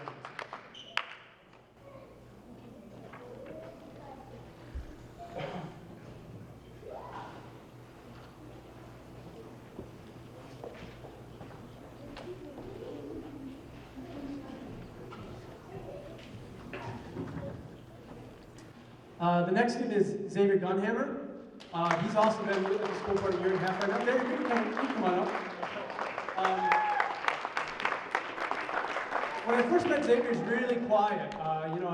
It took me a while to really get to know him, but one of the things that I loved about Xavier is that we would have these intellectual conversations quite often about philosophy, politics, government, and he has this really keen mind, and I know that this summer he plans to work, do some firefighting and things like that this summer, but again, plans for college or university afterwards, but Xavier.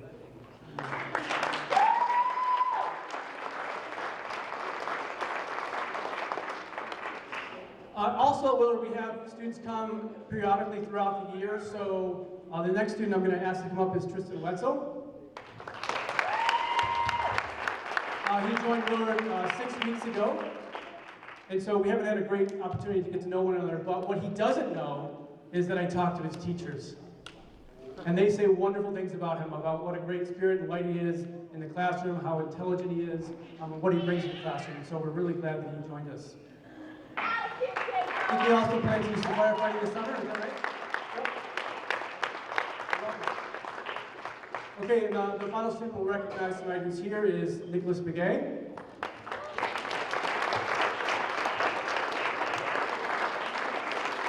Nicholas is one of those students who comes into a school and you know immediately they like him. He comes with a big smile, he greets everyone, he's really an interesting guy, and it's been a pleasure to get to know him. It's been about, he came in November, is that right? November, early December. And so it's really a great opportunity to get to know him very well, and he loves music too, he loves rap, so. Okay, rhyme rap, okay. One of those two. They're really good at that. So, congratulations.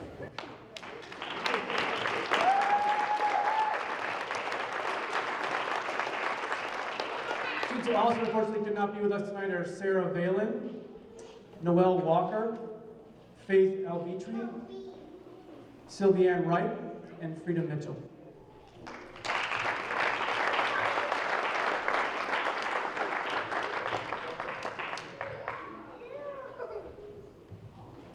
Who gets the microphone now?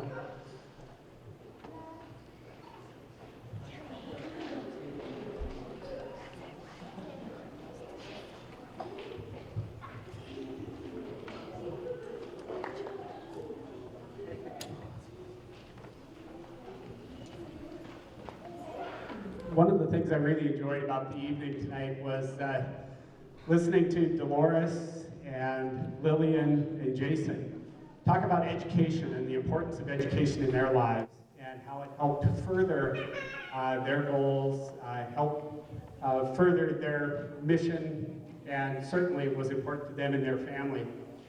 So I have a great honor tonight to recognize, first of all, 14 students who essentially are honor roll students who will be graduating with a grade point average above 3.0. And some of these students are not present tonight, but if you are here, I'd ask you to stand, and I'll read the 14 names.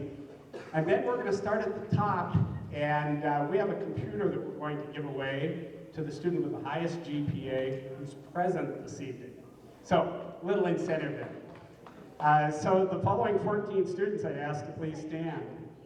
Nicole Johnson, Chance Loophole, Dakota Thomas, Elena Polvoy, Shantae Cripps, Tyler Bisson, Sage Plumage, Christopher Malcolmson, Avian Lamb, Shariah Bersier, Maxwell Van Alst, Stormy Kipp, Mariah O'Boyle, and Gabby Maldonado. So first, let's give a great round of applause to these honor roll students.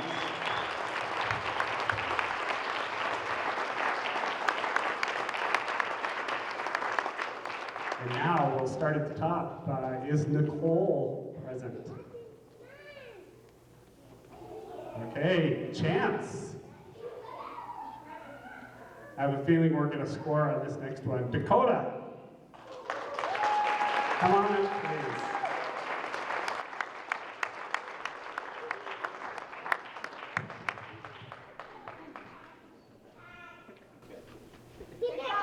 So Dakota, would you remind us what your plans are?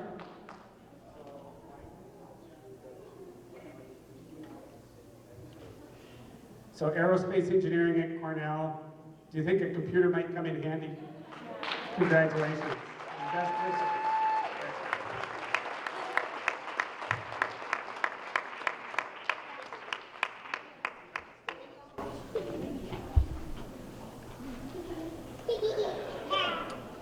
Okay, if I can have all of the Indian Education Department staff come up, please.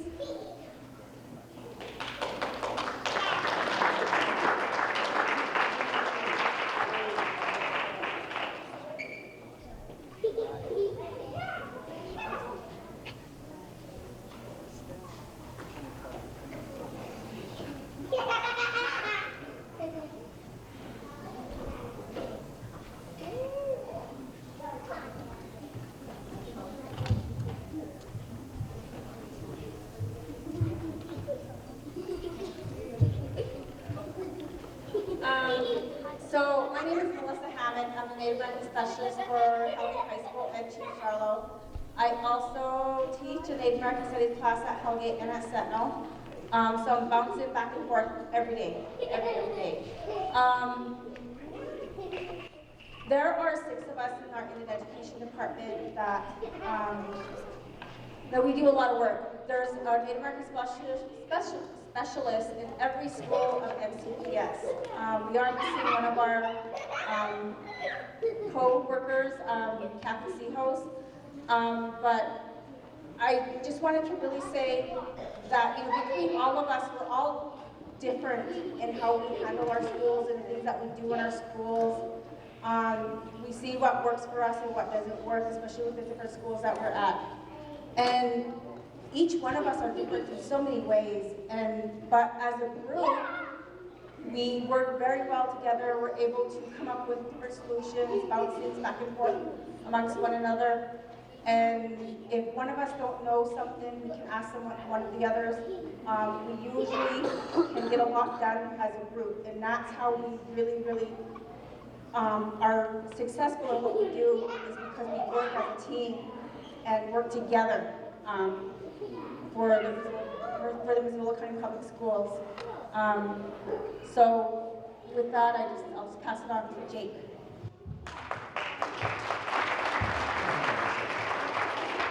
My name is Jake Arapop. I work at Big Sky and I work at 3 elementaries as well. I just want to say it's good to see so many future graduates. I wish you the best. It's been really rewarding to work so closely with the Indian community and Indian families, and I'm really thankful to have such a great team. Our supervisor Karen Allen. It's been a really rewarding experience, and I thank you all for being here. Thanks.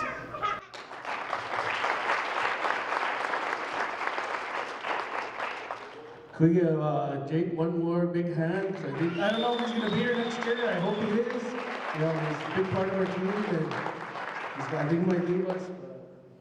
But it's going to be hard to fill those shoes.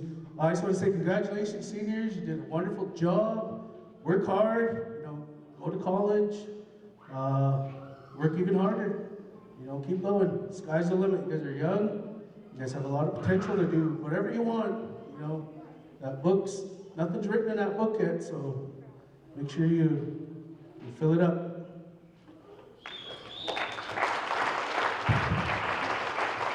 Good evening, my name is Glenda Weasel. I am part of the team here, the Indian Education team. My school is Willard Alternative High School, and I also do the data on all the Native American students in the district. So I may not know you by face, but I do know your name. I'd like to give a special thank you. We have a lot of supporters in our community that support us as a team, and we collaborate within the district. And a lot of them are with the University of Montana at the Payne Family Center. I don't know if anybody's here from there. If they are, please stand. I'd like to give them a hand.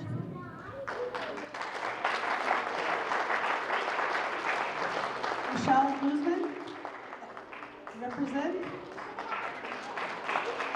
I'd also like to thank the Human Resource Development Council. They are one of our big supporters, and many thanks to them. They support us with everything that we do with the students, money-wise, and give their generous support. They support all the programs that we are in, and I'd like to acknowledge them by standing up. We have Jim Morton, please stand, Charlie Wellenstein, Giselle Forrest, and Joel Luce. I'd like to give a big thank you to you guys. I appreciate everything you do, and then the support, and I'm glad you're here to see what we do, or hopefully you do. One of the projects that we do within the year. I'd like to also thank MCAT. They have been one of our focus. If you ever want to see any of our monthly activities that we do, MCAT has a DVD on us throughout this year, and I think they're $5 or $10 if you want to know. I'd also like to thank the MCPS Board of Trustees. I believe Anne's here, or did she? Oh, she just left? Okay, you know, the board has always been a big supporter of us and what we do, and we wouldn't be here as a team and in everything that we do, along with Mark. I don't know what to call the herds and all the, but a big thank you to all of you and our boss, Karen Allen. You know, she supports us in every way and pushes us and strives us to find new ways and better ways to work together as a team and to find new ways to help and work with the students. And I'd like to, last of all, thank my team. You know, I really appreciate everything because we worked all well together and we wouldn't get the things done. We each have our own special tasks that we do in every monthly event and everything, and with each of us doing our own, pulling our own part for each of that, I give many thanks. Thank you.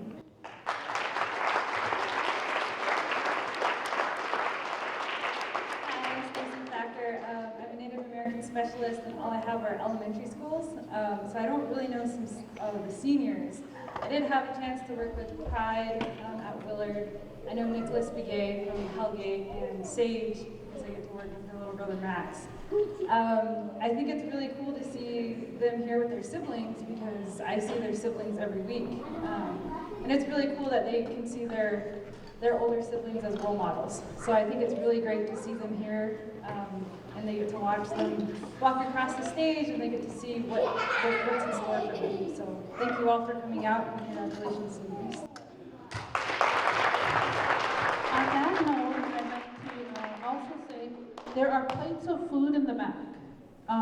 If you guys want to take extra plates home, everything, please do, because we either have to throw it away and do the cleanup. And there are wonderful cupcakes in Sentinel colors, Hellgate colors, and Big Sky colors. So please help yourself. Thank you very much. So I think what we're going to do is the raffle, and then I think the PAC has gifts for our presenters and whatnot. Then after that, we will have our last song by Matt. So, you guys want to come up and do that? Do the raffle? Yeah, we're going to give her gifts for the raffle. Okay, gifts and then raffle.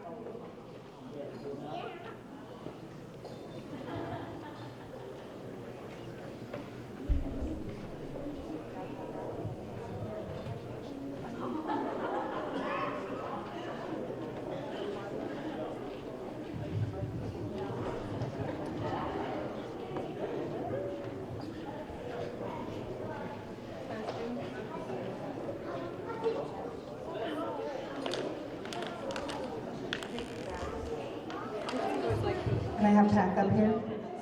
Moses.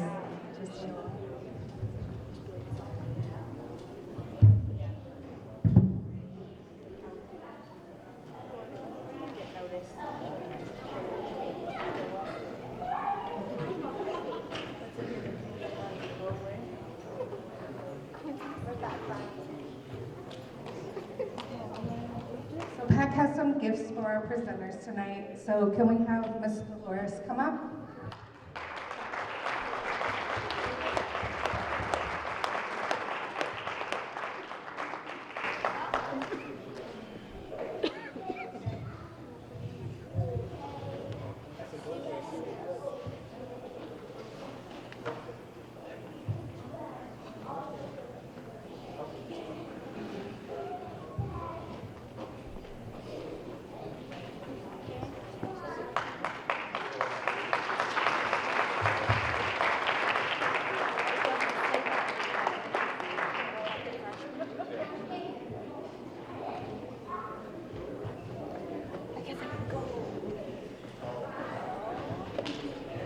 Can we have Mike Jetty come up?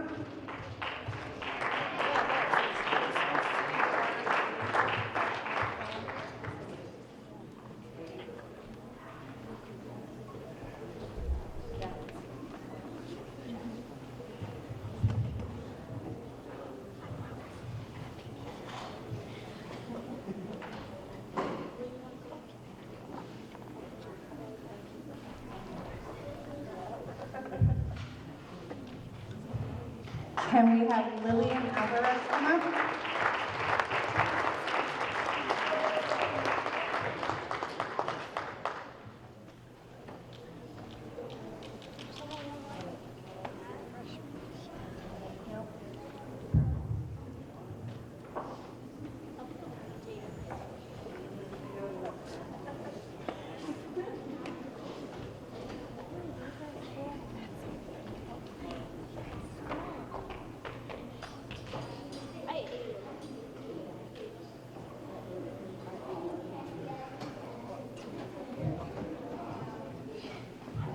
And Jason Begay.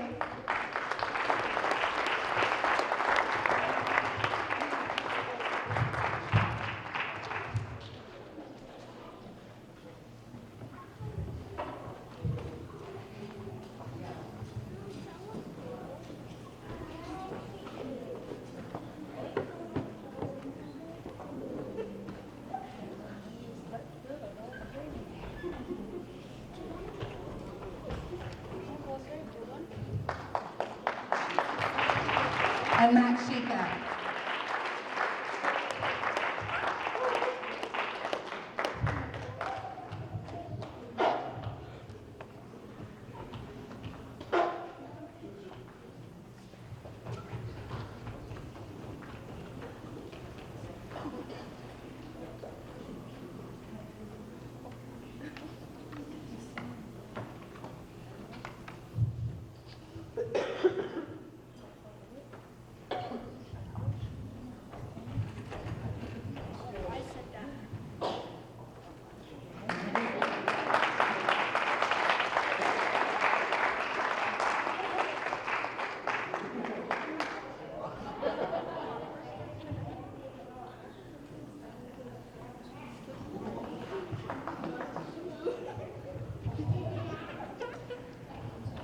Parent Advisory Committee did multiple fundraisers this year, and one of the main things that we did throughout the year is that we had a raffle. And what we're going to do right now is we're going to draw 3 winners. One winner is going to be for a sculpture done by Moses, and then also we have 2 star quilts that I made that we're going to be raffling off. So I'm going to have Allison pick our winners.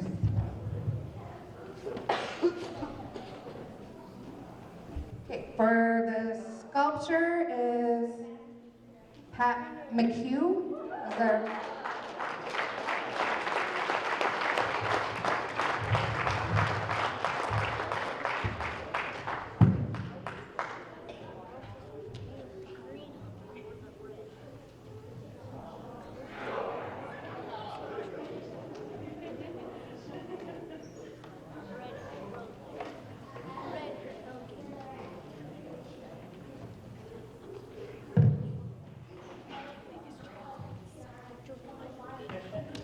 For the yellow star quilt, we have Denise LaBriz, and she's in California, so we'll send it to her.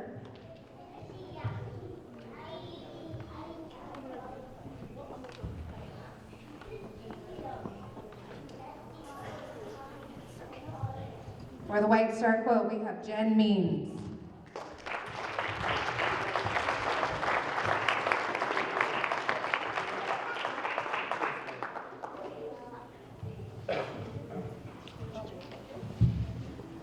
Good job to all the winners.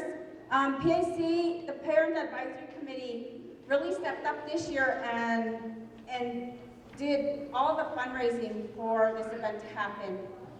We changed venues from where we used to go for the last few years, and they did an amazing job. They surprised us, and they made it work, and I just would really like to tell you how much we appreciate you guys, and you guys did an awesome job. Thank you so much for everything you guys have. Okay, if I could have Mr. Nick Begay come up. I have a gift for him for saying he's my go-to guy. He's my go-to guy when I need stuff done. He's always his principal said before, He has a smile on his face all the time. He was at Hellgate before, got to know him real good, and he's just an amazing, amazing young gentleman.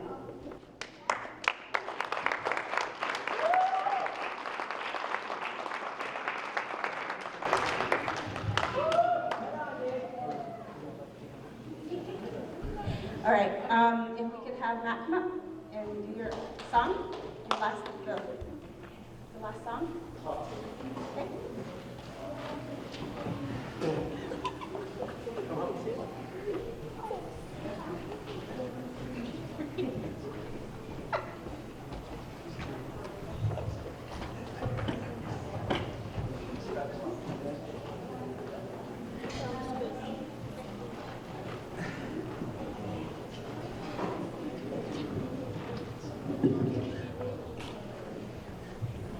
Hello everyone, my name is Matthew Shiga Jr. I go to SKC up in Pavel, Montana, the transfer from Haskell Indian Nations University. I'm enrolled Navajo in the Navajo Nation Reservation in New York, Arizona.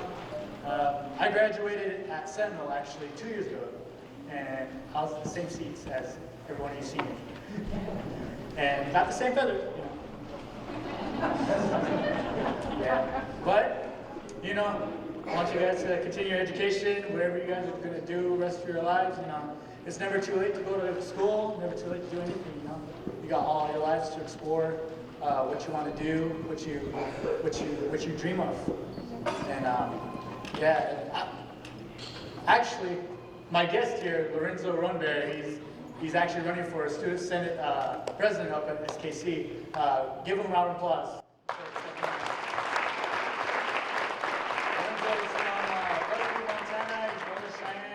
And then he's my roommate, so me and him give each other crap all the time. All right, I'm gonna sing a roundie, just a regular round dance song, and you know my little sisters will be my backup singers. Say hi. Little kiss. Hey. All right, I'm gonna sing this song. Hope you guys enjoy it.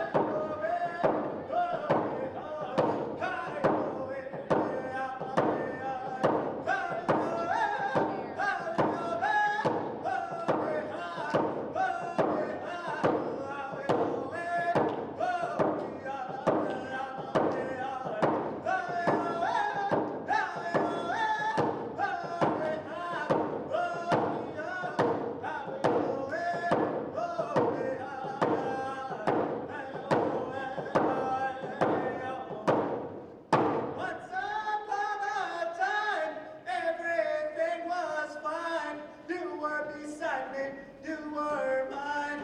Howie, oh, why did you have to walk out my door? Now you want me back again. I am sorry, you're just an old song. I don't sing anymore. Hey,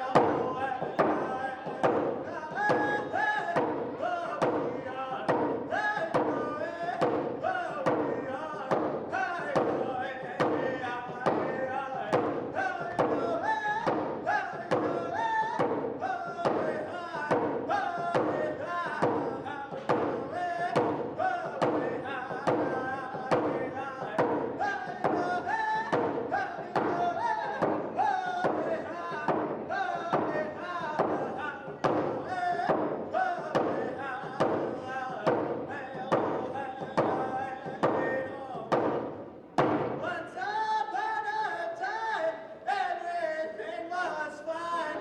You were beside me, you were mine. How you why did you have to walk out my door? Now you want me back again. I am sorry, you're just an old song. I don't sing anymore.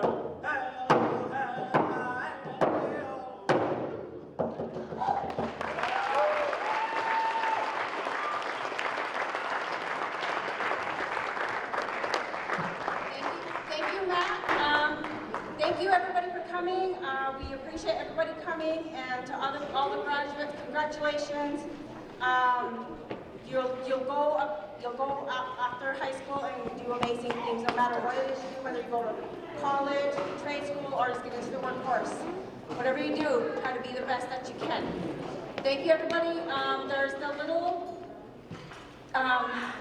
name tag tents. You're more than welcome to take them. If you don't take them, we end up throwing them away.